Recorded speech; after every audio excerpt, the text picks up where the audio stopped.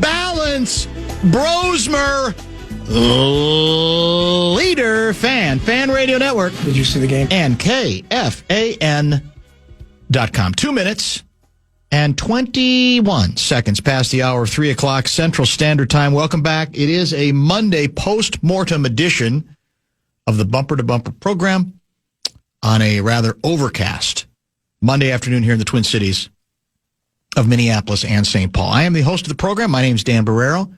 Brett Blakemore is in for Guardsy again today, who is, I believe, in the Bahamas, tracking the Golden Gopher women's basketball team participating in whatever the Bahamas tournament is this time of year. So Guardsy is out today. Guardsy is also, I believe, out tomorrow. And we have, nevertheless, a Power Pack broadcast for you today that includes some bonus Louie. Louie could not go tomorrow, so we're squeezing him in today. He's going to join us probably about 5:30. I'm renegotiating with Johnny Athletic because I screwed up the time. Originally it said 5:02 on him, forgetting that Lieber's 4:47. So being the accommodating sort that Johnny is, he is going to join now at 4:02 right after Adam Thielen. So that's the plan, and that means you're back on the hook for a top 5 at 5, which is, I know, all you care about. I could tell. I saw the look on your face like, oh, God, now I got to do a top 5 at 5. Figure something out. There should be more than enough on the basis of a very busy weekend to fill the top 5 at 5.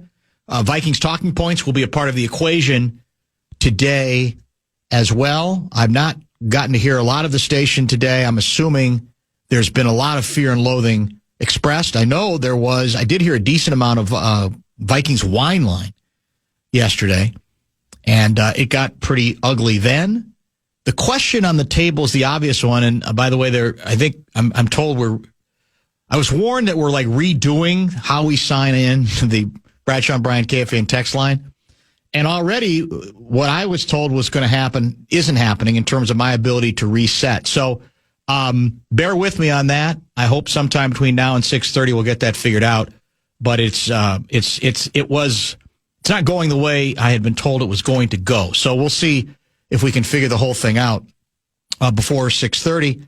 In the meantime, you can still vent. I'm just not as certain that I'm going to be able to get to exactly what you have to offer. I don't know where to begin. I think what's interesting about today's development is my gut tells me that heads perked up perhaps more than they should on the basis of the door being opened to J.J. McCarthy not participating in the Seahawks game and Max Brosmer being the starting quarterback for the Vikings. I believe this season is unsavable, the season. But if you live in a week, regardless of how good Brosmer plays, if indeed he does play, I think this season is effectively over for the Vikings from a playoff standpoint. But the world of tracking your favorite National Football League team there's almost two layers to it. There's the larger view, which is about getting into the playoffs and making runs. But there's another view, and that is I just want a couple natural highs on Sunday. Give me something I can grab onto that might make me feel a little better in the wake of another terrible road performance by the Vikings, and an even worse performance, obviously, from the quarterback, J.J. McCarthy.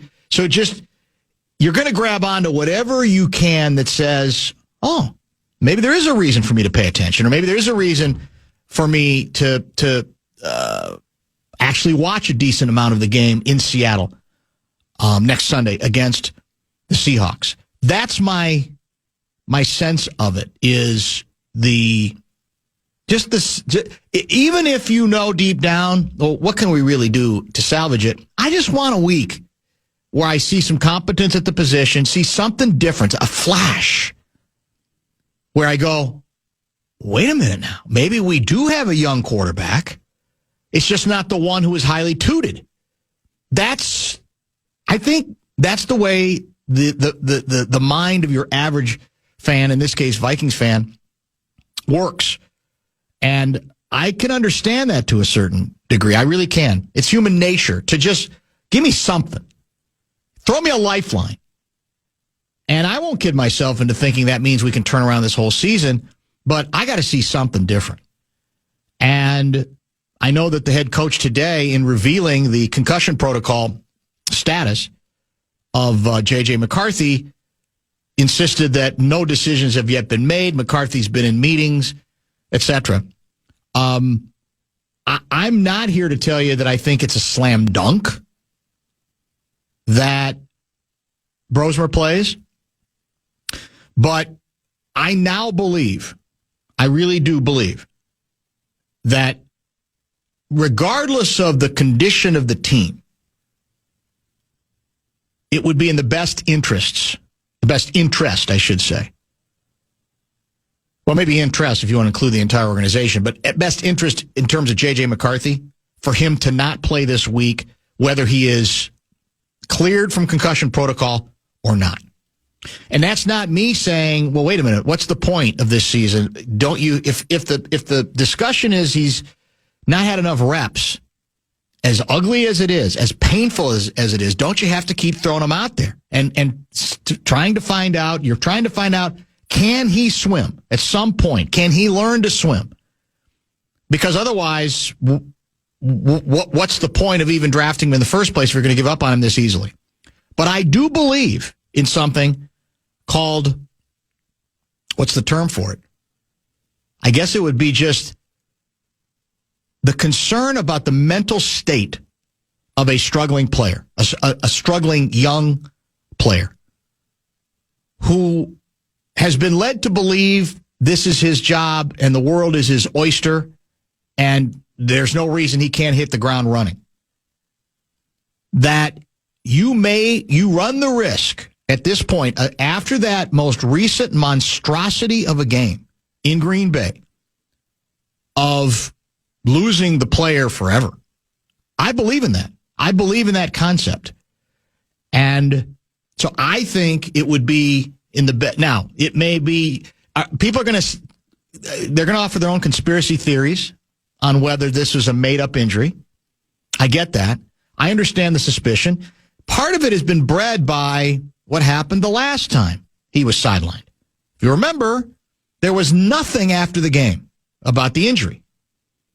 And that didn't mean ultimately the injury was made up, but it did make it seem as if they didn't mind it then, or they were going to kind of almost encourage the possibility that he's hurt and we're going to sit him.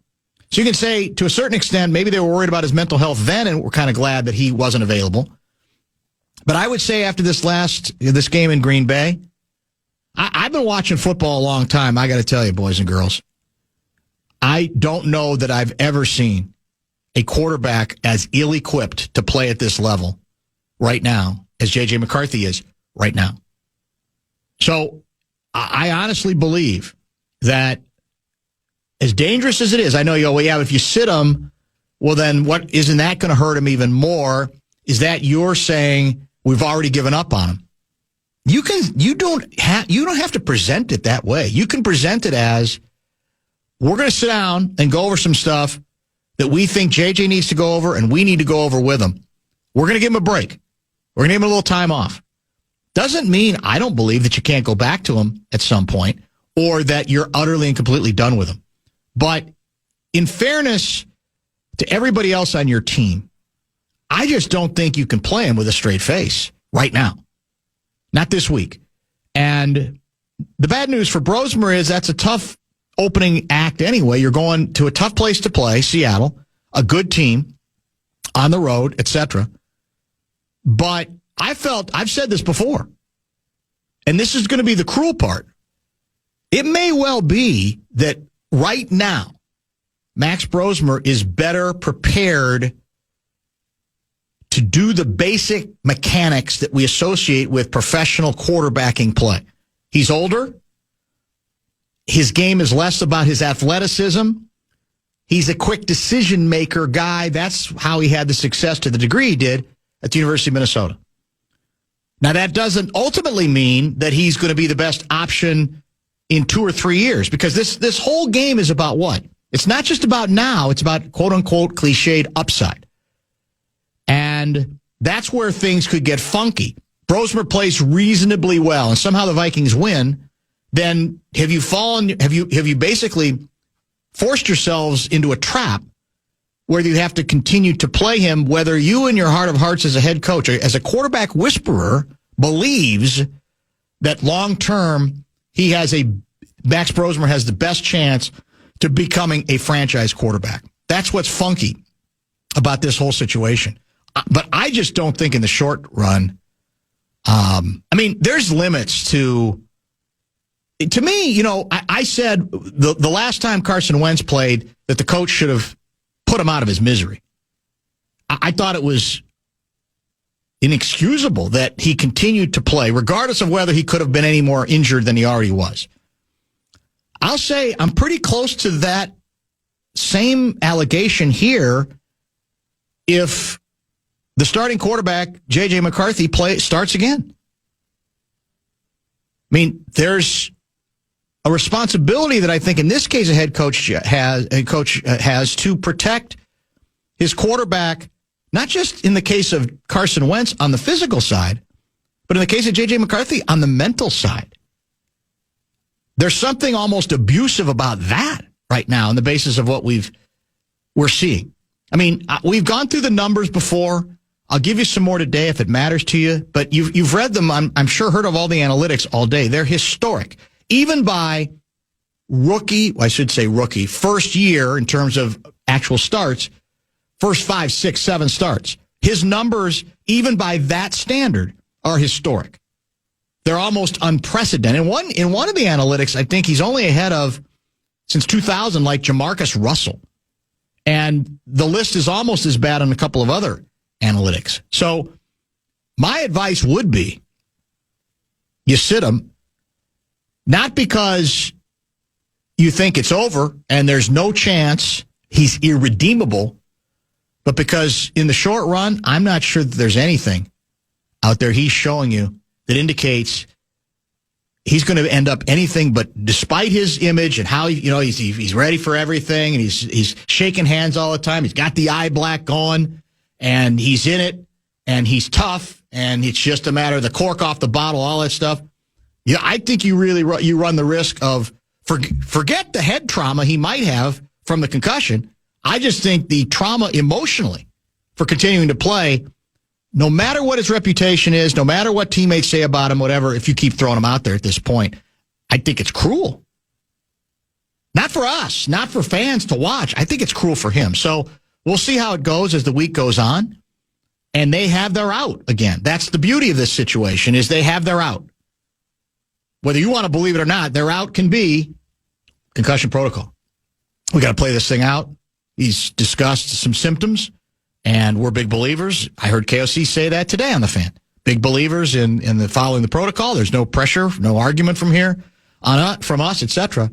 So to a certain extent, again, you don't even have to say out loud what I'm saying regarding saving J.J. McCarthy from himself. You can just say, we got to let this thing play out. And as the week goes on, it's becoming clear that he's not going to be able to go full. So we're going to go ahead, in fairness to this team, and we're going to go with the guy who will be able to practice and is healthy from the beginning. That's sort of, I think, where we're at this particular moment. All right, let's. We doing bonus bucks this week? We're not. No. Bonus bucks are out right now. Eventually, I hope to have access to the Bradshaw and Bryant KFAN text line. More on that later. But you can always tweet me, Dan Barreiro KFAN, if that's the better way for you to get whatever your point is across. And for the Brosmer Brownstone folks, it is the great central irony that this is the day, or a day, when the Brosmer possibility is open wide and the number one Brosmer fan in the universe is nowhere near this studio. He noted that irony as well. And I think it's rare when a person who's hanging in the Bahamas is suffering from more FOMO than those of us who are up here preparing for 25-degree weather. It's supposed to be the other way around, where we have FOMO for where he is. Right now, I think Gargie's got FOMO that he's not up here celebrating the possibility, finally, the door opening to a Brosmer start for the Minnesota Vikings. Yeah.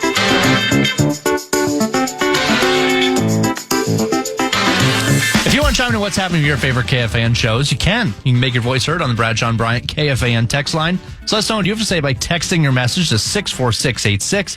That's 64686. Standard text message and data rates apply.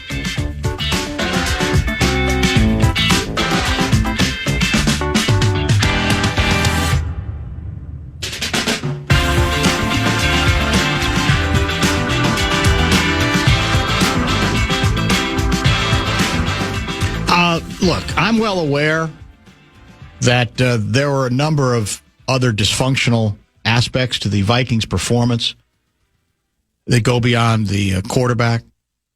Some of those will be covered in Vikings talking points today. Adam Thielen is going to join us, as I said, at the bottom of this hour. But I'll also tell you that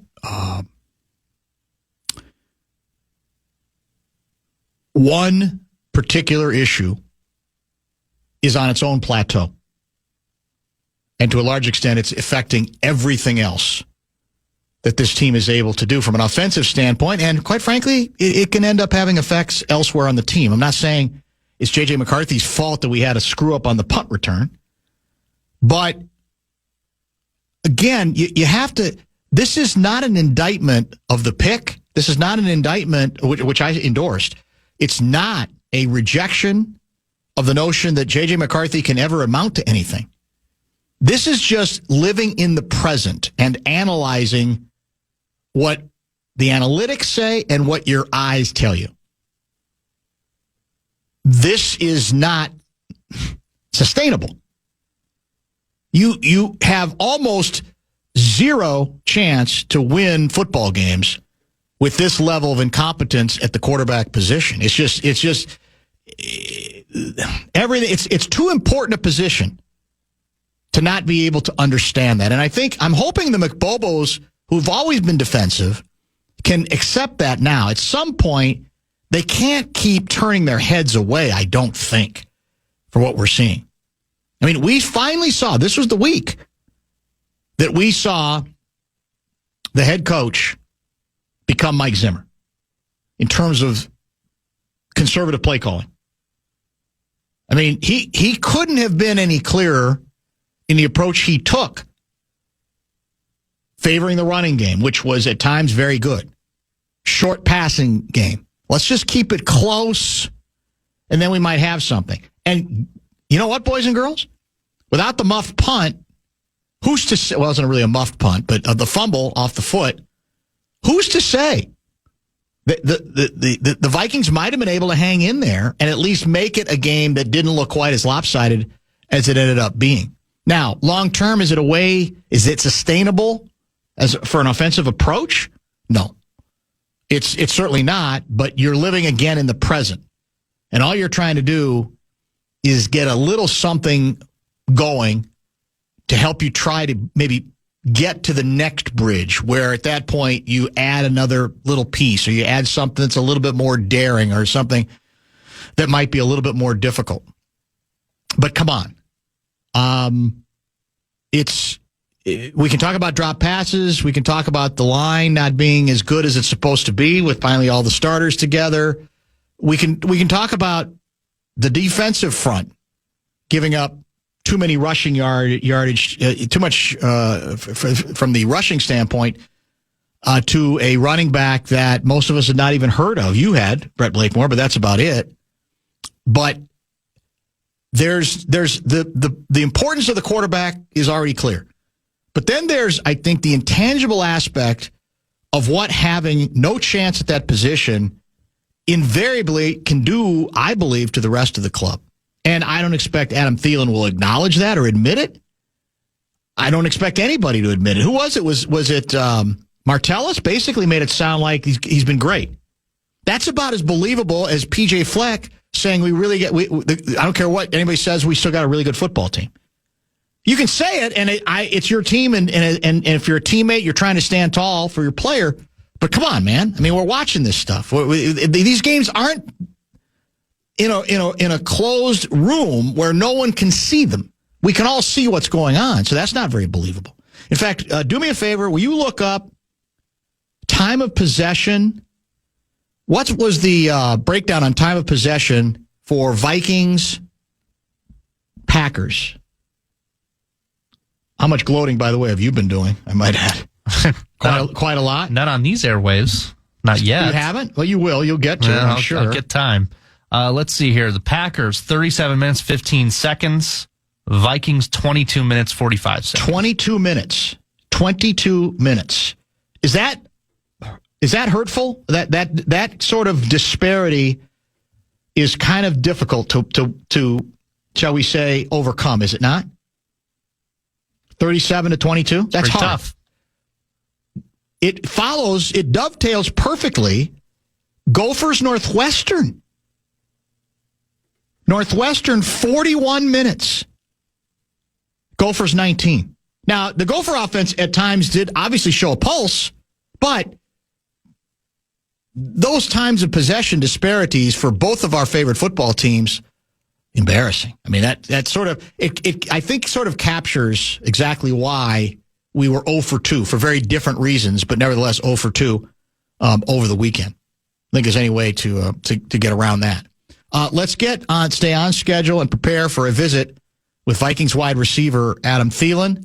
And as I mentioned, Johnny Athletic before we're done, he'll be at 4:02. Lieber, regular time for him, 4:47. And then bonus Louie to celebrate. Another day, another shutout. That's all we do. That's what we do. Literally, that's all we do at this point. So I figured I'd give you a little bit of relief from the Twin savagery, and we'll get some Louie hockey conversation at 5.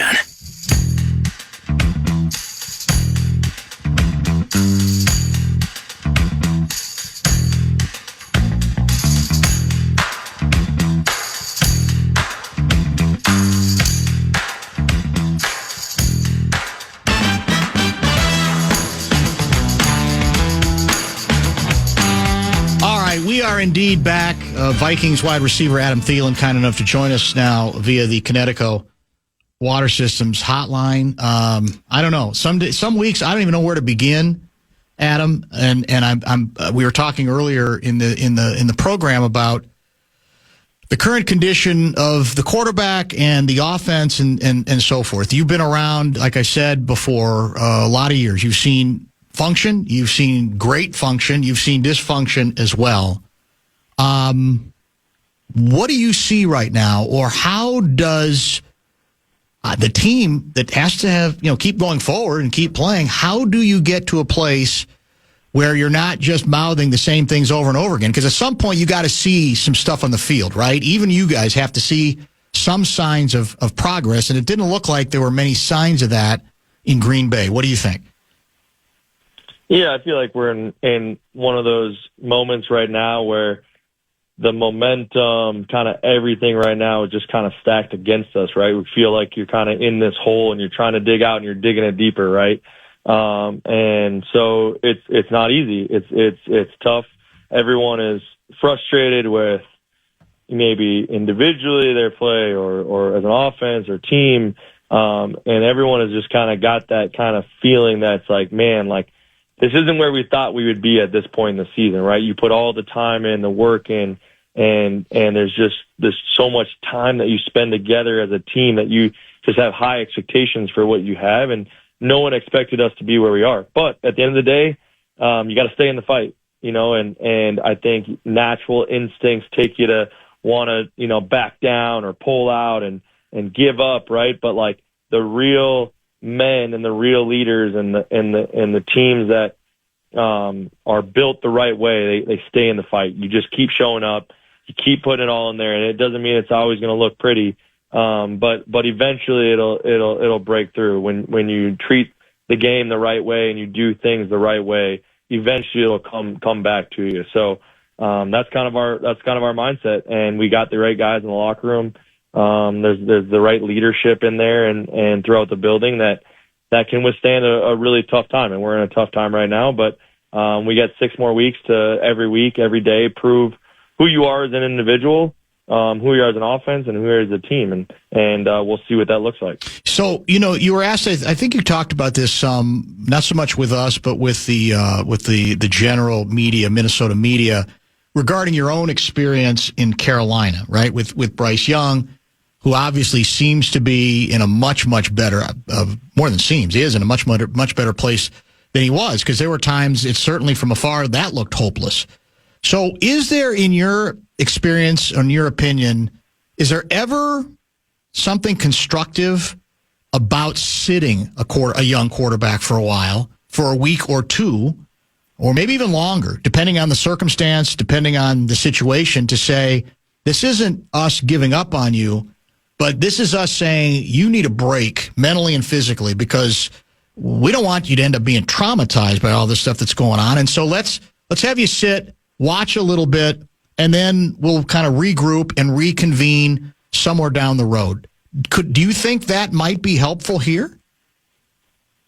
I think every situation is different, right? Every situation, as far as the team, the individual, the offense, where you're at in the season, right? As far as playoff contention or not playoff contention, like, there's so many factors that lead into those decisions. And at the end of the day, thank the Lord, I'm not in the position to have to make those decisions. But I will say this, I think what I saw just from experience wise, being around a few different young quarterbacks, a guy like Teddy or a guy like Bryce and just some of those guys, is whether it was sitting or whether it was just playing through some tough moments. Right. I think both of those moments have shaped who, I look at Bryce Young, for instance, like, he played through some really tough moments. We had very few wins.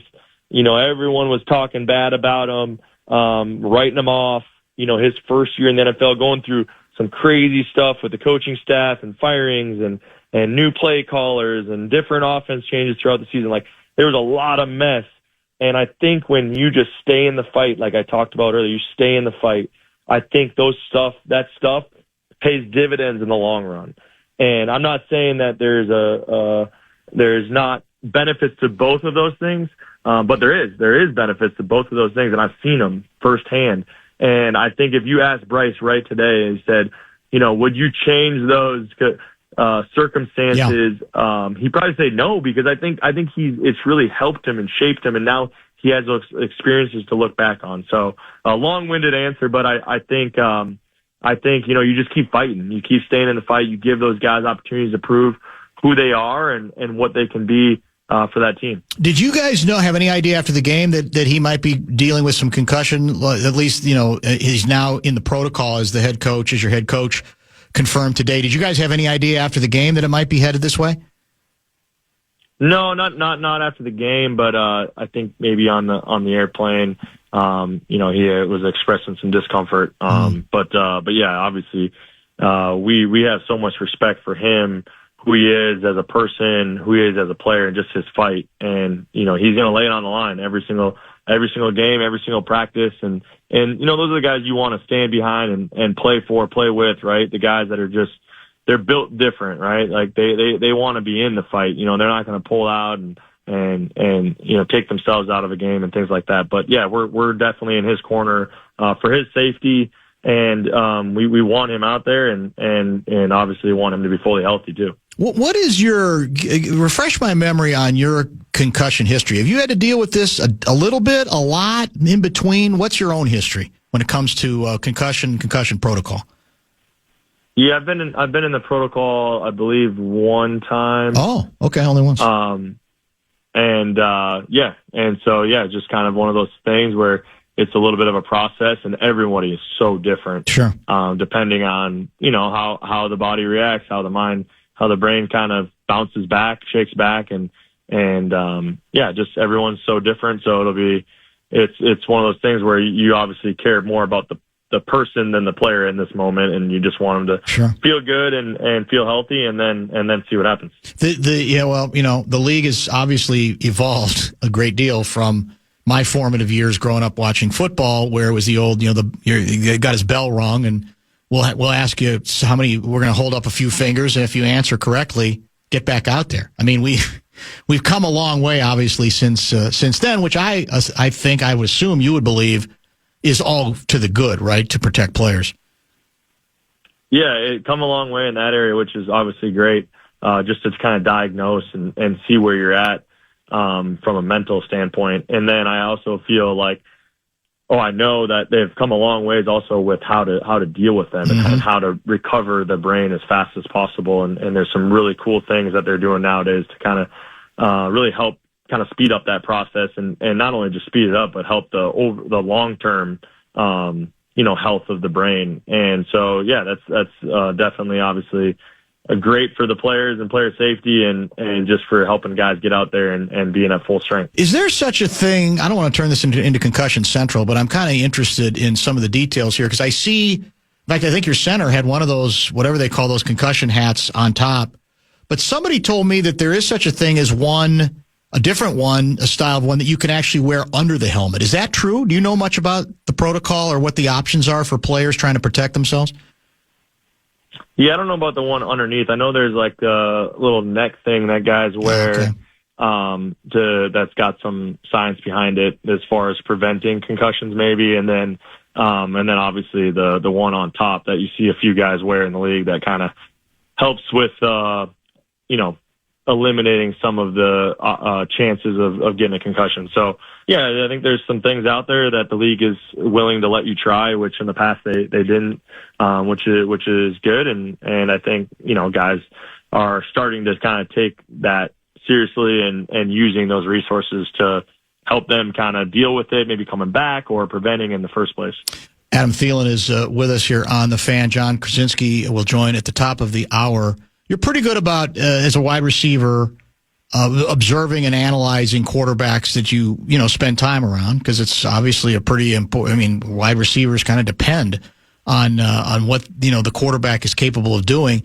And you've given us your impressions from the beginning and the time you spent the last couple off seasons with JJ. Give me your impressions, what you have learned about Max Brosmer. Given there certainly is at least a possibility that he could be the guy for you guys in Seattle. Yeah, I think it's a guy that, is a true pro. Even though he's a rookie, he's a true pro. The way that he handles his business, the way that he handles every single day and taking full advantage of reps, whether it be in the, behind the walkthrough, not in the first team quarterback gets all the reps in the walkthrough and all the reps in practice. And for him to kind of take advantage of those reps behind the actual play, he's one of those guys that he's a true pro. And then just, I've been able to spend a lot of time with him outside of practice just to kind of, make sure I'm staying fresh and ready and getting some different throws and things like that on the side. And he's just a guy that it means a lot to him and he's got a lot of skill. Obviously, to be an undrafted guy and to make a team, you got to show maybe even a little bit more than the normal, drafted guy, just because there's no tie to you. And so for them to cut somebody or trade someone to kind of keep you, you obviously are showing something a little bit more than the kind of normal guy. So yeah, I think he's got a lot of skill. He's a great teammate. And I think he has a really good command of the huddle and things like that. But yeah, it's a sport that you need reps and you need opportunity and I'm sure he'll get a lot of reps this week with the concussion protocol and then see what happens. I think he's 24 and a half years old, and I know that's not everything, but I wonder sometimes if that might help a QB, as difficult as all this stuff is to process, is much more challenging as it is at this level than the college level. He was in college for a while. He took advantage of the opportunities to stay a little bit extra. I would assume that might not hurt either, correct? Yeah, I think he's got a maturity to him that you kind of feel when you're around him. Just his ability to kind of lead a little bit with a little bit beyond his years, I guess you could say. I think experience in college football, even though maybe it's not the NFL, but a lot of years of competition and playing at a high level and just the more you kind of see and experience you have, I think can always help you. Definitely can't hurt you. So yeah, I think there's a little bit of that. It looked like the approach, and KOC talked about this after the game a little bit more today, but more after the game, was, all right, we're going to run more than we maybe have in the past. We're going to try to, gain some traction there. You talked us as recent as last week about just needing more plays. A lot of times this year, you guys just haven't been out there long enough to develop whatever you wanted to do. And it looked like you guys had the running game going pretty good, don't you think? Yeah, definitely. I think there was a time there, maybe it was in the second quarter, that it was like a few, 3, 4, or 5 runs in a row that were generating a couple explosives, and then obviously first downs, and just giving that opportunity to just have more plays, to have opportunity for explosive, whether it be in the run game or in the pass game. So I think that's obviously a positive. I think that's something that we can lean on, and then we got to find a way that when we get in those situations where we can't necessarily run the ball because we're not a lot of time left and we're down by a couple scores, or maybe it's just one score, we have to make sure that we're finding ways to move the ball that way too, and using the run game to our advantage, getting them out of shell coverage, right, by running the ball well, and I think that's something that we got to continue to lean on. Your favorite, your best, happiest Seattle moment in Seattle, and maybe your more nightmarish, or one that, if there is one that stands out to say, oh my God, I don't like thinking about that. Any come to mind? Yeah, I mean, I think played a lot of games there, which is yes. Which is not the easiest thing, because it's a little bit of a different, time zone, yeah, and a little bit of a flight and things like that. But yeah, I think, was it 2020 maybe, we went there and there wasn't a whole lot of fans, and we were able to win that game.